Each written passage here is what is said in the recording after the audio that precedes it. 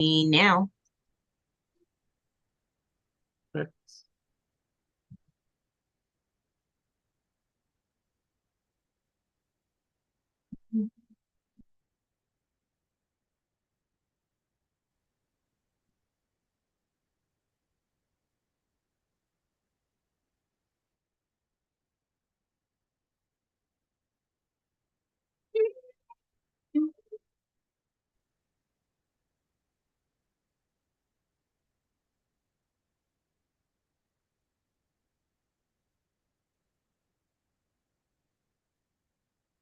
We're in.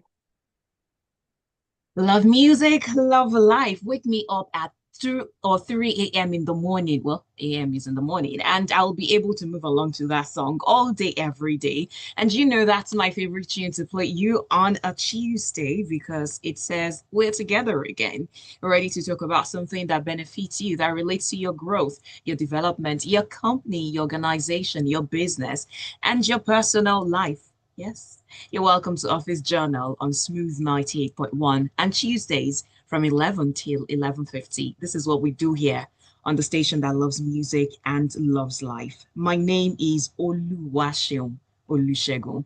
We're live on YouTube now, where you can see my face and the face of my guest and joining this conversation. It also means that you can drop your comments using the live chat option.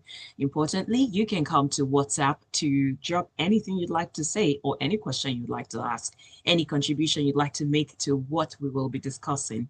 And the WhatsApp line is 0911 999 0981. Again, 0911 999 0981. If you're following us across all socials, you would have seen that we will be talking about organizational culture this morning. So in case you think it's a buzzword or you think people just throw this word around or this phrase around, what does it mean? We're going to be talking about what it means, how important it is, and how to build it. If you have built a wrong culture, we'll be telling you and walking you through how to unbuild it and rebuild it. And I'm not going to be doing that because I'm not the expert in organizational culture. I have the expert with me.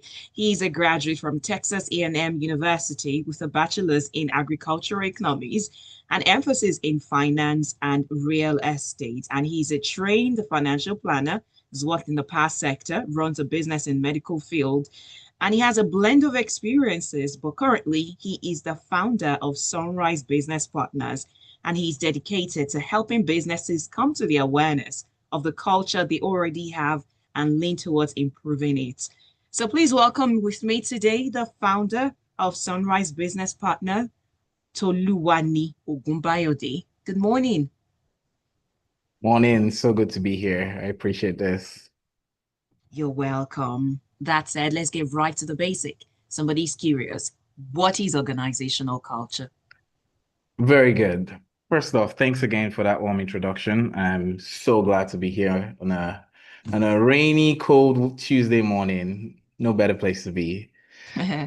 So organizational culture is it's really a blend of different things, and there is no one perfect description. But what I would say, and which is oftentimes widely accepted, it's basically a shared values, beliefs, and assumption, norms of things that influence decision making in a company, influence how people act. And I emphasize act and behaviors because culture is not your values, neither is it your vision. Those things are great, but that's not what organizational culture is. Organizational culture is essentially how the people in your organization behave. That's it. That's it. I mean, we could make it more complex, but if you boil it down to its seed form, that's exactly what it is. I mean, it's a shared values, beliefs, assumptions, and norms and practice that shape how we make decisions inside of our organization, period. Okay, let's simplify it even further. People are people. We've got different culture that has formed us before we got into Sure. that organization. Sure. So, how then does what they have going on in the organization, how does it help them? Because I want to believe that culture is quite instrumental towards the achievement of whatever the organization wants to achieve. And I think in your post on LinkedIn, you said it's popularly said that culture eats strategy for breakfast. So maybe we need to break that down first, and then understand how we can integrate everybody in the workplace to the same culture, irrespective of the backgrounds. Very good. So I would say when a culture basically it's the binding force inside of an organization. It basically attracts and also repels certain kind of people. And when the culture is created right, when the culture is painstakingly done right, it basically, when you bring in a group of people, they become like the culture. Everybody is molded, if you will, into different facets. I'm not saying everybody should remain the same. That's not what I'm saying, because there's variety of experiences, there's variety of perspective of life, which is good, but there's that massive importance of seeing the same thing, thinking the same way from a different perspective, but in the same sense. And that's what culture does. So, irrespective of you grew up in this part of the world, or you speak this language, or this was your upbringing, when an organization is done right and it's strong, because it's actually not as easy as we think it is. We throw that phrase, organizational culture, it's strategy for breakfast, which it does, but to get the culture to a point where it can actually eat strategy for breakfast is a lot of work. But when it's done right, it does do that. And regardless of your background or your experience, everybody, it's like a funnel. If you have a funnel, it's wide at the top, so different people with different backgrounds, different experiences, but all circling down to one central thing. Mm. So that central thing, why is it important to have that culture funneling everything down to that one central thing? Very good. I think most companies will say they have a goal, and I hope most companies will say they have a goal. I believe every company should have a goal. In fact, I believe everyone, let's start with that, should have a goal. And if you're anything like most people, which I hope everyone is, working towards that centralized goal or working towards your goal for company ABC might be to be I'm just going to pick power sector because I'm familiar with that word, to set up 1,000 megawatts worth of solar before the end of Q4. If that's the goal, I'm just using very measurable goal in this sense. If that's the goal, then everybody needs to be aligned on that goal. Everybody needs to be centralized. We know what we're going to do. Q4 is the time frame. 1,000 megawatts is the target. This is how we want to do it to get to where we say we want to do. What we say we want to do. Culture is what binds us together to enable us to get to that point. Because without the culture, then it's very dispersed efforts. It's like scattered lights, if you will. I use the analogy of a flashlight. I'm sure you might know this analogy. There's a reason why a flashlight doesn't go as far as a laser. I don't know if you're familiar with that analogy or not, but flashlights, the rays are scattered. So there's a lot of refraction, there's a lot of distraction, dust particles, everything is. So it may go maybe give or take 50 meters for a very good flashlight, and then it eventually dies out because it has dispersed everywhere. Compared to a laser that will go a lot farther because everything is concentrated into one central point. That is what culture does for an organization. It centralizes or gives focus to the aim at hand, which is also why, just to tie the two questions, and then you ask two different questions, which is why culture eats strategy for breakfast. Because if we have the best of strategies and we're going to do this, and this is the system we're going to use, and we have all this fishbone analysis and quantitative this and da da da, but all of our effort is scattered, it can't go far. Just very nature, regardless of the strategy, you can have the best PowerPoint and the greatest of Excel sheets, but because of efforts are dispersed, you eventually would stop after a certain point compared to if everything was into one central goal. Still making the definition granular, let's talk about the element of organizational culture. What constitutes organizational culture? Is it the way we greet people? Is it the way we respond to mails? Is it how we all settle for Monday meetings? What exactly constitutes it? I like that. That's a very good one. So it's a mix of different things, actually. So one primary and noticeable one, even before the meals and the meetings and everything, it starts with the way we treat each other. That's Mm. the primary core central focus. Everything all disperses from there, how we respond to email, how we show up in meetings, all it all filters from that point. Primary point is how we treat each other at a company. And I emphasize the word company because oftentimes a lot of organizations, especially when they've grown to be massive conglomerates, thousands of employees spread across different nations, doing billions of dollars in revenue, they start to miss the essential definition of what they are. Company, the word company comes from company, the companion of people, the coming together, the congressing of people. That's where the word company comes from. Beyond this conglomerates and things that we have now, company actually comes from that. Because if you look back, the word company existed as far back as when we were all in little huts, in which case there was no conglomerates at the time.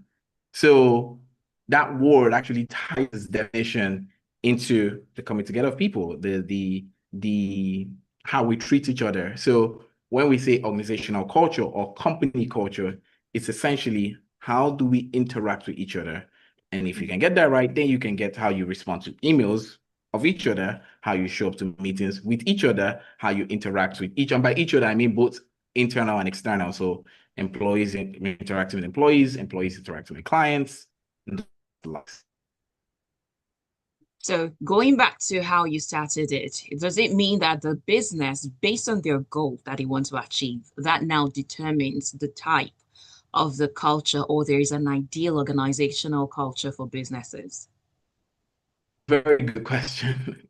Very good question. So I will say this, there really is no one size fit all. It's really a mix of cultures. And also no company has one singular culture. There's a mix, always a mix. There's a dominant trait, of course, but then there is a mix. And certain cultures are more applicable in certain areas or certain industries.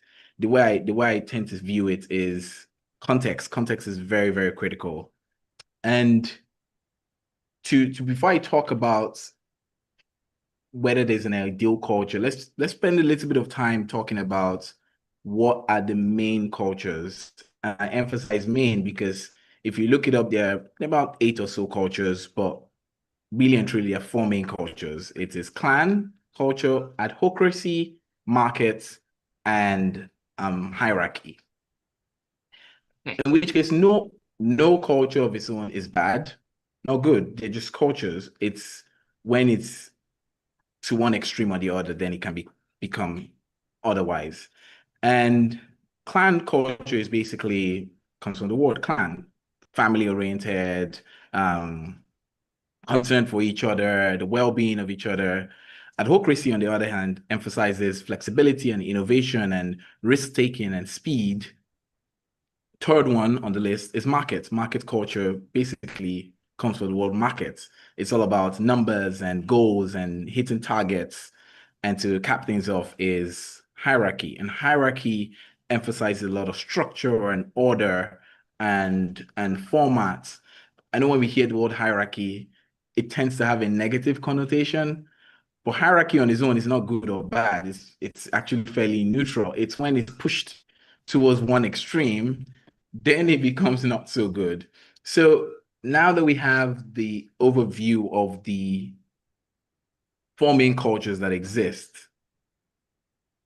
to boil that down into how it applies to different organizations, it depends on the organization. So, like a fintech, a startup company working in the technology space will probably be best suited to the advocacy type culture because there's a lot of innovations, there's a lot of iterations, things are moving at such a very, very fast pace, and it's nature of startup. I mean, we're in the midst of that with Sunrise and starting up anything, especially in the technology space, there's a lot of iteration that goes with it. And that's the strength of advocacy Mm. and a lot of trying, a lot of risk taking. Fast forward to like the hierarchy culture, which again, I will emphasize, it is not good or bad when it's pushed towards the extreme. And I'll just talk about the extreme, which I think that most people are familiar with that. When it's pushed towards the extreme, that's where you get a lot of bureaucracy, and this person has to sign this, and this person has to sign that, and nothing ever gets done. Innovation is stifled, if at all existing. But hierarchy actually has a benefits, and it is beneficial in places like the banks and in places like the hospitals. Because in a hospital where you're dealing with life and death, you don't want people necessarily taking unhealthy risks. Like if I was, take for example, if I was a assistant doctor and my lead doctor, and I had this epiphany one night that, oh, we're going to try this medication with this medication for that patient. Like, no, no, no, we're not just, this is not a test lab. We're not just randomly trying things. So that's where hierarchy comes in. I need to meet my lead doctor. He needs to approve, he needs to vet, because truth be told, if I make a mistake or I'm wrong in my epiphany, I can see you nodding your head. It's life Someone's and going death. to, yeah. Exactly. In the same way in the banking industry, you can't just, oh, we'll just add a few extra zeros because no. So that's where hierarchical culture has some benefit to it. So it all depends on the industry. Like I give the example of a fintech or a startup, they may be best suited towards clan, adhocracy. Hospitals might be hierarchy, and they could add in the clan to emphasize employee well-being, but it's a mix. Great. We'll take a breather. And when we come back, we're going to first help somebody who's listening, who already have, maybe they have their startup or they have their business, a conglomerate or whatever it is. I want to believe that a huge one will already know. But for someone who has a small business and they have workers, how they can identify the culture they have, especially if they have not spelt it out from Yeah. the start. So now they would try, you'd help us to diagnose, you'll be the doctor in charge, and you're going to give symptoms and signs that can help a person to identify the one they currently have. And then they have to take steps to redesign the entire thing if they are not comfortable with it. You're listening to Office Journal on Smooth 98.1. This is Mr. C, and you're listening to It's a short breather, less than a minute, and we're back.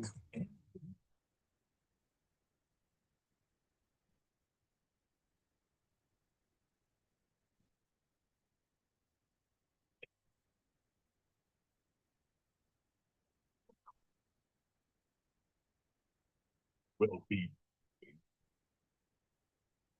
every jump, every jump, every wicket break, every breakaway, every cross,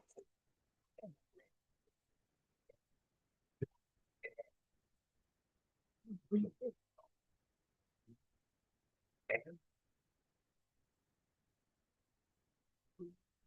sport.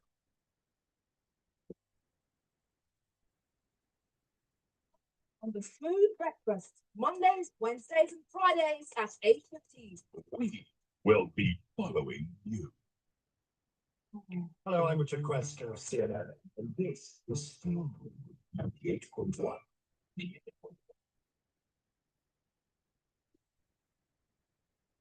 You're listening to Office Journal on Smooth 98.1. It's now 19 minutes past 11 o'clock.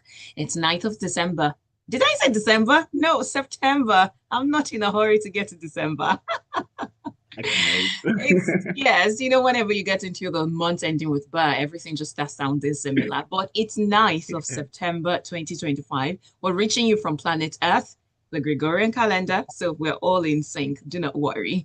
And we're talking about organizational culture, the importance of it, as well as how to build it. We have understood what it is in terms of the definition as well as the types.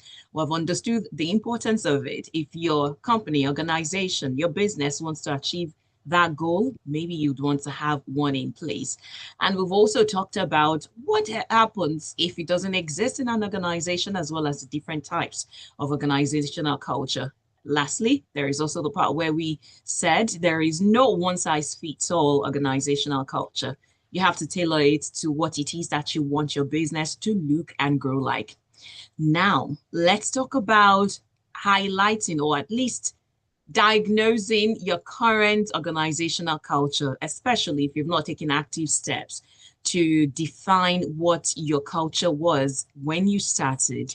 And my guest has been Toluwani Ogunbayode, who is the founder, Sunrise Business Partners. So, Tolu, tell us, how should a business owner right now take a step in analyzing their culture? Are there some questions that need to be answered or some markers in place that they need to look out for? Yes, very, very, very good one.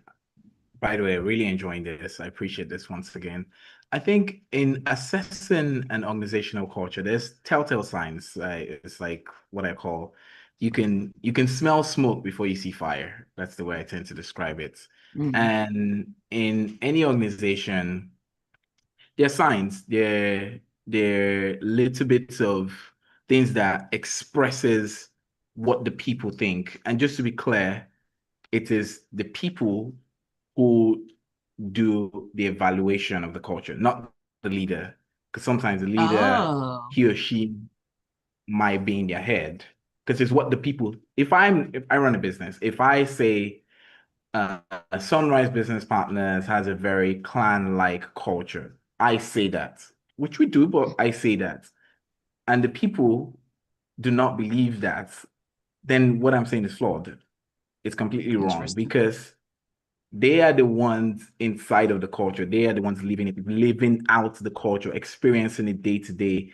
Because as business leaders, business owners, it's very easy for us to get caught up in our heads and think Mm, that what we feel, think, and believe is what everybody thinks. It's like, oftentimes it's the reverse. That's the case. So if one wants to assess the culture, I would emphasize a healthy, in fact, a massive, massive dose of objectivity, first off. That's the mm, beginning of anything. A lot of objectivity has to go into this and just be completely objective and look at your business from a third party perspective, which oftentimes is hard for a lot of owners because they're married into their business is their life, which is good. But to clearly assess a thing, it'll be hard to do that if you can't objectively look at it. And one of the things that you could start doing, surveys help. Surveys really help, but I won't start with surveys. I will start with interactions. Interactions with the employees on the ground. And again, I'll emphasize objectivity again of the leader or the business owner asking the employees, so what do you think? You've been here for 3 months, 4 months, 3 years, 5 years, however long. How do you see this place? What would you describe it as?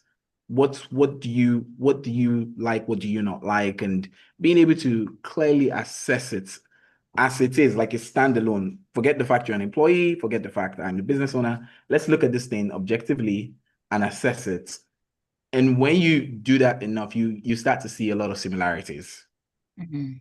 And again, that's if you go in with the guards down. Because if you invite somebody to your office, you're sitting on your big fancy chair with your nice marble table, and you ask the employee to tell them what they think. Of course, they will say everything nice. Like, I mean, their job is on the line. They're not going to say what they truly think. So, so, and it's not a quick, 5-minute conversation. Oftentimes, one thing that also helps is offsite visits. Some people do the offsite because the way the brain works, we it's a lot of psychological things. When you're in a fixed place, there are certain behaviors and elements that come with that place. But when you leave that place, it's a mix, it changes. So a lot of offsite assessments will help. Also, that's one side. You can go basically interact with the employees, ask them what they think, ask them what they feel. Another aspect is you filling it out. So in a case where if you ask them, they may be afraid to tell you the truth. I'm just painting a scenario. Or they may not say the full truth, or they may tell you only what you want to hear. Then maybe don't ask them. You could fill out things, test the waters. That's the way I tend to describe it. Put your toe in the water and test the waters. A simple analogy is This is one that oftentimes happens in a lot of organizations. The water station or the water station or the break room, and you have employee A and employee B talking. Let's call them Jack and Jill. Just make that up. And Jill asks Jack about that he's owing him some document, and that where things at on the document. And Jack just explodes and start talking about, oh, you've not done this and da da da da da, and it becomes this cat fight, like back and forth, back and forth, back and forth. There's an underlying issue. There's oftentimes an underlying issue. It's not actually just documents, or in a case where it's water, somebody spilled water and another person just explodes. It's not water. There's an underlying issue. There's probably traces of excessive stress level. There might be traces of they're not appreciated enough. There might be traces of maybe they feel they're being taken advantage of. So these things, because they can't actually share their feelings or say what they think, it vents itself in different means, whether it's in just a little issue here, explodes.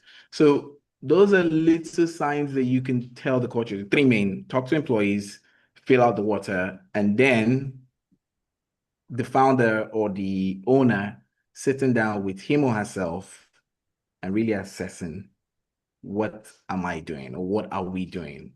And you can put things in parallels. If we say we prioritize teamwork, and you hear a lot of companies say, well, family, which is good, or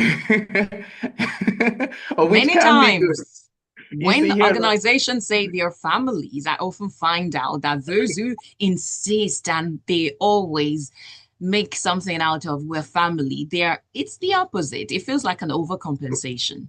Correct. So the way I would do it, if we say we're family, I'm just going to use that phrase because it's a very used one as an example. Well, what are the parameters of what makes up a family? How does family components exist? And then measure that with your own existing parameters. And then you can clearly assess, are you truly a family? Do you know the name of your colleague's wife? Do you know his birthday or her birthday? How many kids do they have?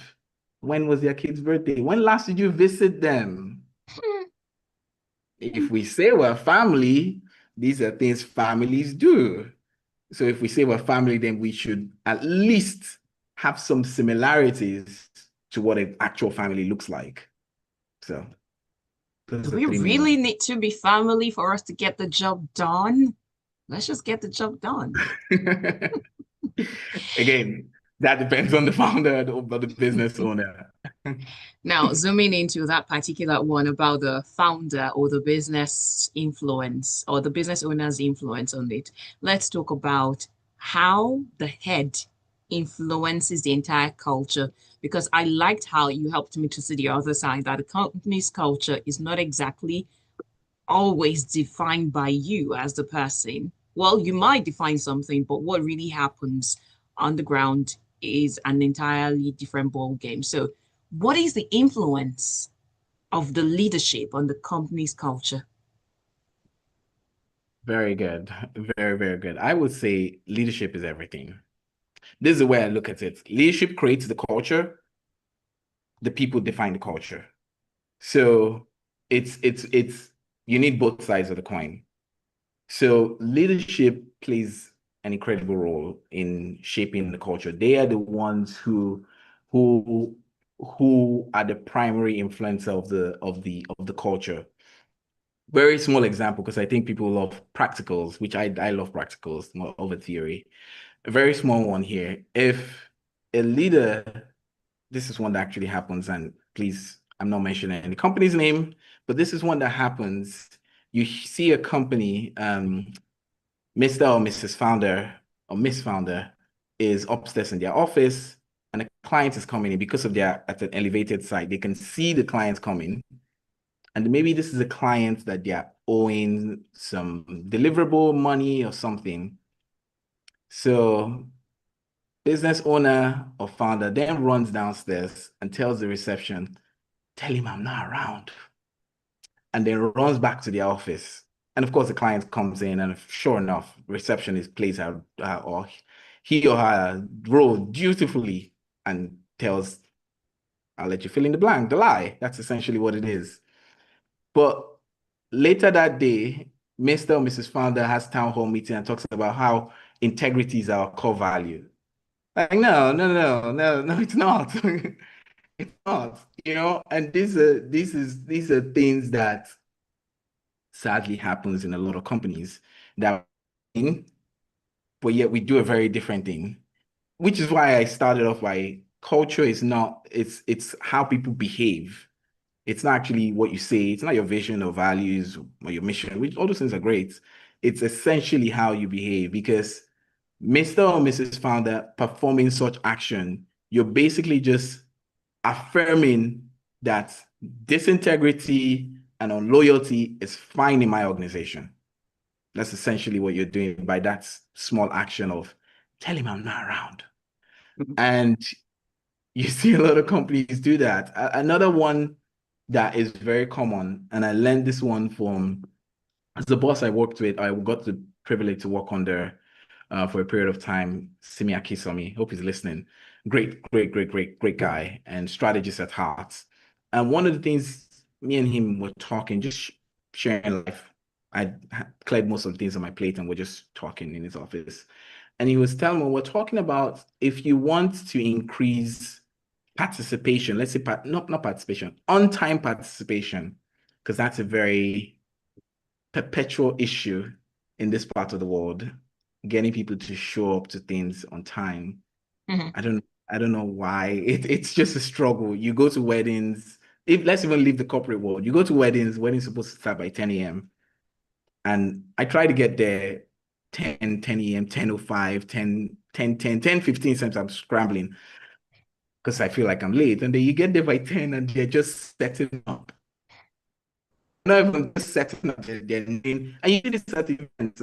I go to a lot of events, tech events, finance events, and they're just setting up at the time that they're supposed to be starting. And then they keep the early comers for another 2 hours before they eventually start by noon with zero communication, zero apologies, and we've all just become fine with it.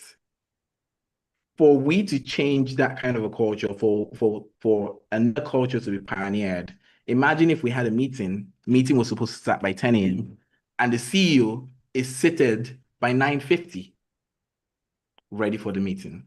Eventually, everybody will buckle up. Everybody, it spreads like fire. But if the CEO shows up by 10:30, well, what do you expect from the rest of the people? That's why leadership is heavily important. And I think it's important that we go into practical and not talk about theories. These are real examples that happen day to day. And that's essentially how to change it. If this leader says they want XYZ to happen, well, they should do XYZ. All right. Thank you. You can join the conversation via WhatsApp. I've seen the calls. We can't take calls right now. We can do messages on WhatsApp instead. So please send your WhatsApp messages to 0911 999 0981. Again, 0911 999 0981. Wilson on WhatsApp says, greetings to the guest. Good morning, Madam Oluwaseun. Talking about organizational culture, does it have to do with solely the behaviors of members of staff of an organization, or there's more to it? Does it also include customers, relationship and conflict resolution, attitude towards organizational goals and objectives? How does organizational culture affect the overall performance of an organization? Enjoying the conversation. Thank you. I guess Wilson is just joining. Do you want to quickly run through for him? Yes, I will. And very good question, by the way. I appreciate that question. Reason why we're emphasizing behavior, because if we can pick one central thing, it will be behavior. And we started this whole day talking about organizational culture, not OB. Organizational behavior is a very different thing, which people talk about that. But the truth about the matter is what influences the behavior of anything is the culture in which the thing exists. So that's why we're talking about behavior. And to boil down to granular form, employees treating employees is, or rather, the business leader or the founder treating employees is the fundamental thing that starts it. Because we can say, oh, we love our clients, or oh, we put our customers first. But if the employees don't feel valued, it's not magic. They can't value the customers. It just wouldn't work. You can't give what you don't have. So if me as an employee, let's say I worked for an organization that was not mine, and the leadership of the company didn't care too much about me and weren't, and by care, I'm not saying, oh, be mushy and feeling, no, not that. I'm not that, not the woo-woo, oh, no, not that. There's order and boundaries to things. I understand that too. But if they didn't show any form of appreciation towards me and it went on for years, it's very hard, if not impossible, for that employee to then value, appreciate their customers, clients, partners, or anything. It's the reason why you go to, I'm not going to mention any names, you go to certain locations and the employees you interact with they're just angry. They're just, you wonder what is happening. They're angry, they're mad. You see that at grocery stores. I mean, you've not done anything. Like, madam, pass here now, do this, now do that. Well, the venting that they're expressing towards you has nothing to do with you. It just has to do with years and layers of certain things that now influences the way they treat you. And the way to fix the way they treat you is not to start with that, it's to fix the way their leaders treat them. Because if you fix the seed, the harvest is guaranteed. Thank you. Let's move on to something that is the future and the present of work, and that's remote working. So let's bring all of that into culture. I know that culture is not necessarily about physical proximity, but in terms of molding the culture of an organization for those who are working remotely, what are some of the things that they can do to make sure that it is, I wouldn't want to say enforced, but it is in place and it is adhered to, or it is conformed to? Very, very good one. Before I jump into the question, I found this out earlier this year that remote office politics is actually just as bad, if not worse, than Yeah. actual in-person office politics. So, very relevant and appropriate question. But and to be clear, working in a remote setting already puts some level of disadvantage because you don't have this in-person interaction. You're not breathing the same air. Technology has been amazing. I mean, over the last, 50 years, we've gone from writing letters to phone calls. Now I can see your face, you can see me, we're in the same virtual room. Mm, But truth be told, it's still not the same. mm, And I think a lot of people need to understand that there's, as a professor I once had described it as, there's layers of communication. So text message would be like, or not layers, levels. Text message would be like level 4, 5, which is not bad. And then not in person, Zoom, Google Meet, the video calls would be like 7. But in person is 10, and nothing really gets close to 10, or nothing actually can replicate 10 in as much as we do all the different things that we do. So I say all that to say, in building a remote culture, these are things that we all have to be aware of.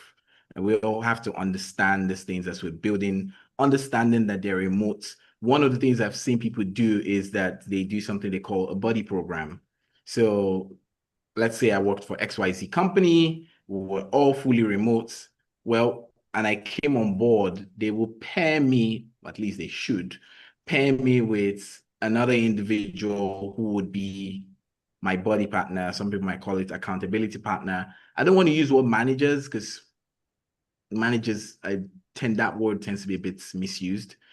But that buddy partner or that accountability partner will be checking in on me, not just on my work performance, but on my life performance, how I'm doing as an individual, how things are going on my end, what's happening with family. And that's what really helps to create culture.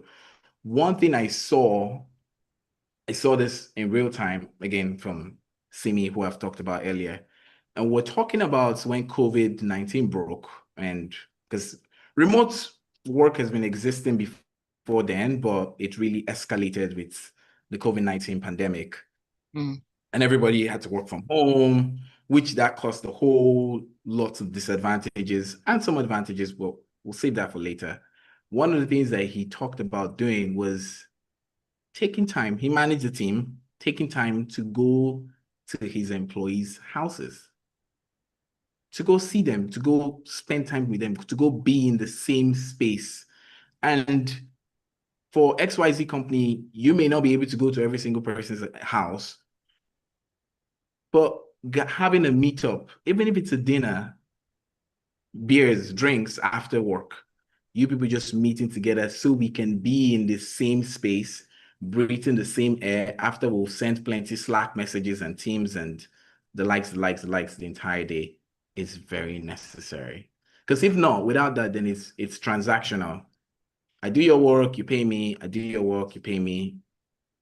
Nothing really gets built that way. It's very surface. With what you mentioned, now let me take you up on something. You were in the United Hit me. States for a bit and you transitioned to I Nigeria. was. Tell me some of your Mhm. culture shocks in terms of organizational culture. So they're mixed. They're mixed. They're the good, they're the bad. Where would you want me to start from? Anyone? And I'm just curious. Because So when you I'll start mention with you people, sorry to interrupt you, when you mention, going to no problem. each other's houses and meeting up, in my head, that's so American. Over here, maybe the best that happens after work, your clique, if you have one in the office, then all of you can bond. But I don't know if they typically do what you would have, but let me hear it. Right. So, and the recommendation for house visits is in a sense where we're fully remote. Like I never see you in person, you never see me in person. And it doesn't have to be I go to your house. I mean, we could meet up somewhere. We could, and also it could be, please don't hear what I'm not saying, people. I'm not saying an individual young guy should go visit a young. No, that's not what Oh, I'm saying. That no. opens the door to all kinds of nonsense. No. So, and some people might not be welcoming. They don't want some level of exposure, some level of privacy. Understood that completely. What I was talking about was the ask for those who were willing to accept the visits, great. What I was referring to, what I was really hitting the nail on is the aspect of in person. Whether it's beers after work, or it's Saturday hangout together, or it's let's go do our nails together for the ladies.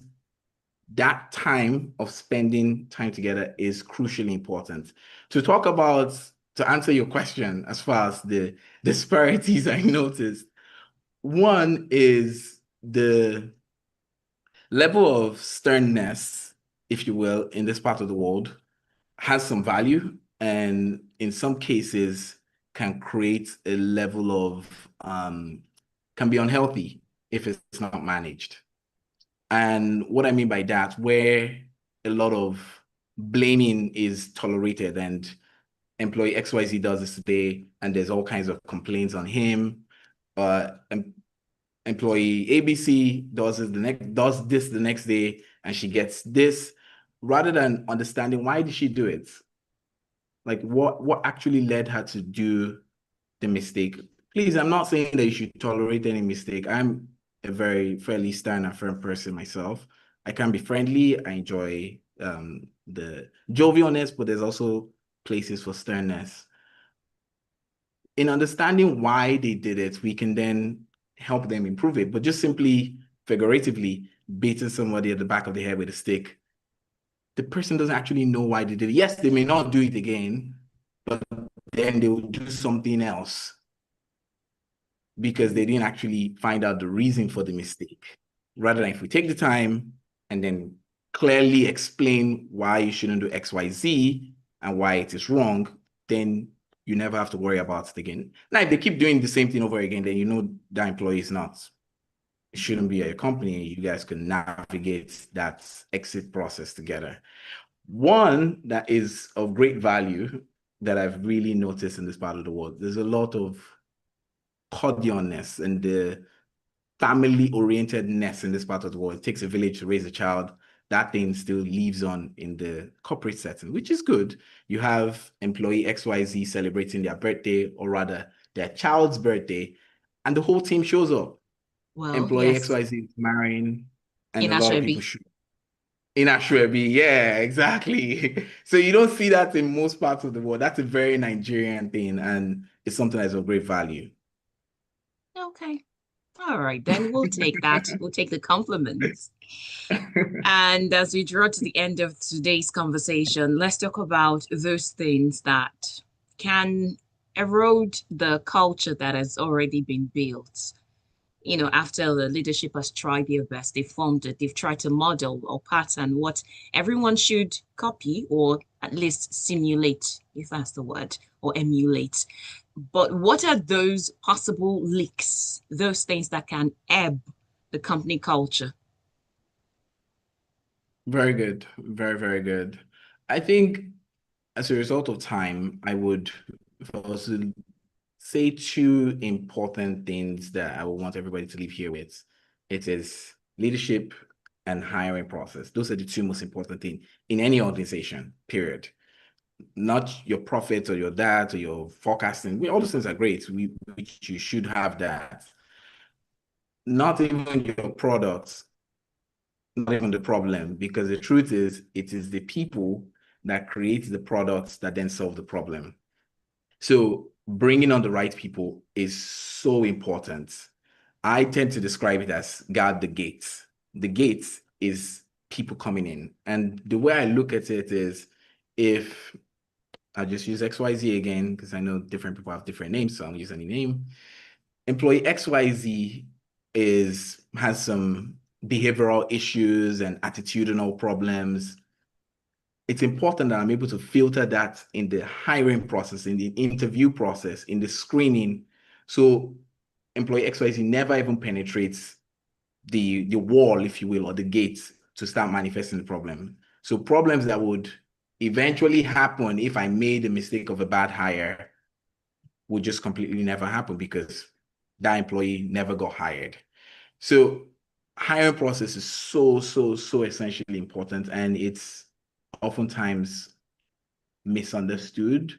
We do this 30-minute thing that we call interview, and we bring people together and we ask them you can't find out anything in 30 minutes. Just like you want to assess somebody who has been alive for the last 27 years in 30 minutes, and no. The person is going to put up a lot of guards, tell you what you want to hear, and then you say yes, and then you send them an offer letter, and they come on board and they start showing you their true colors, and then you have a problem. So hiring process is so important to guarding the culture and keeping the culture. Second one is leadership. They go interchangeably. There's no first or second. Both are equally important. Leadership is so important. And the two things that would lead to the beginning of the end of a healthy culture is bad and inconsistent leadership. And I emphasize inconsistent because I personally believe inconsistent is actually worse than bad leadership. Because at least bad leadership, you know what they're going to do, you know what they're not going to do, they're bad. And please, I'm not advocating bad leadership. I think it's bad. I think it should be changed. I'm not saying it's good either. But inconsistent leadership, you're constantly leaving people in limbo that they're guessing who knows what Oga is going to do today, who knows what Madam is going to do today, and nobody really buys in. So there's this, we just wait to the end of the month, we collect our salary, we come back again because the person at the top says yes to this today and then says no tomorrow, and says they are XYZ but leaves by ABC. Not the greatest. So leadership and hiring process are two of the most fundamental things in building a culture and keeping it healthy. I was hoping we'd get to the part where you tell us how to hire right. Unfortunately, we don't seem to have that. Or do you want to quickly give us a summary of it? I could run through it in a brief. So I know I talked about 30 minutes and the 30 minutes interview thing. I do not ascribe to it because really and truly, a bad hire actually takes, give or take, about 18 months of time, money, and energy wasted. So what I mean by that is that we post an ad, we want a business development expert to come join our organization. Thousands of people apply, we do our 30 minutes thing, we filter, we find the right person. 6 months later, they come on board, and then we start to see their true colors. Of course, we're dragging our feet on letting them go. So we drag our feet for another 6 months before we gain enough confidence to let the person go. Now, hopefully, it's a peaceful exit, because I know some cannot. It's a peaceful exit. The person eventually leaves to find the company that best suit them.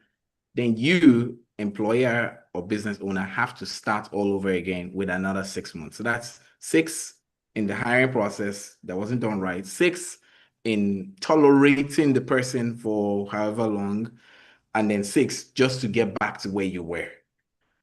And if we were to build the hiring process right, in my opinion, and I'm not saying in my opinion, why don't you spend that time that you've spent running in circles at the beginning of the process, do it once and it's done, and you never have to worry about the employee ever again. Of course, there's changes and management that happen, iteration, people are constantly growing and changing.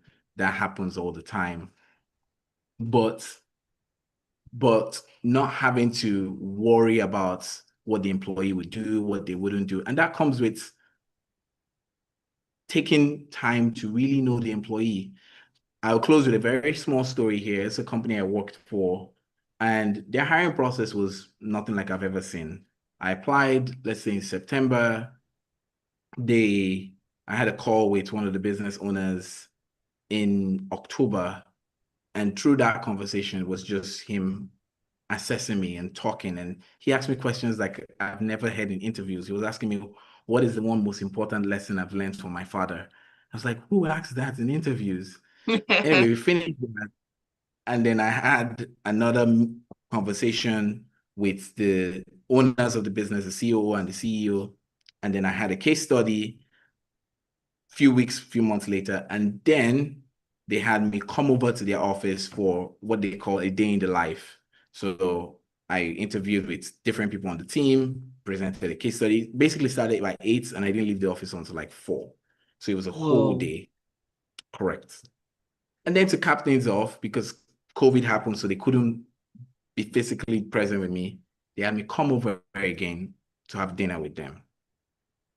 I know, I'm sure a lot of business owners are probably screaming in the chat, in the share, in their houses, or listeners like, well, we don't have that time to bleed or to spend.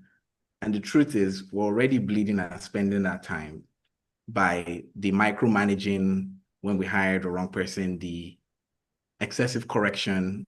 So you would, as a business owner, have to find the right fit, and it's a lot of iteration. But I would definitely say spend the time on the front end so you don't have to worry on the back end. As we always say, prevention is better than cure, less expensive than cure. So, absolutely.